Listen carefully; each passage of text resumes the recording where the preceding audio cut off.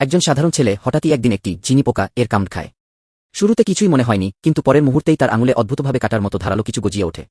আতঙ্কে ছেলেটি দৌড়ে গিয়ে হাত ধুতে চায়, কিন্তু হাত ধোয়ার বেসিনে হাত রাখতেই ঘটে অদ্ভুত এক ঘটনা। তার 2 হাত যেন বেসিনে আটকে গেছে, আর ছাড়ছেই না। ঘাবড়ে গিয়ে সে সমস্ত শক্তি দিয়ে হাত ছাড়ানোর চেষ্টা করে। শেষমেশ এমন টান মারে যে পুরো বেসিনটাই ছিঁড়ে উঠে যায়। দুর্ভাগ্যক্রমে বেসিনটা সোজা গিয়ে আঘাত করে পিছনে দাঁড়ানো স্কুলের সবচেয়ে ভয়ঙ্কর দাদার মাথায়। এতে দাদা রেগে আগুন। সে উঠে দাঁড়িয়ে ছেলেটিকে শায়েস্তা করতে চায়, কিন্তু তার ছোড়া ঘুষি আশ্চর্যজনকভাবে ছেলেটি হালকাভাবে এড়িয়ে যায়।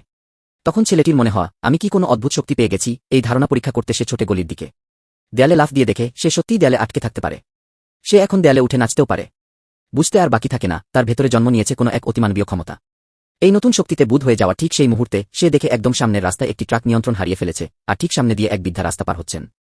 1 সেকেন্ডের জন্যও না ভেবে সে দৌড়ে যায় এবং বৃদ্ধাকে ধাক্কা দিয়ে নিরাপদে সরিয়ে দেয়, কিন্তু নিজে আর সরে যেতে পারে না। ট্রাক তাকে ধাক্কা মারে।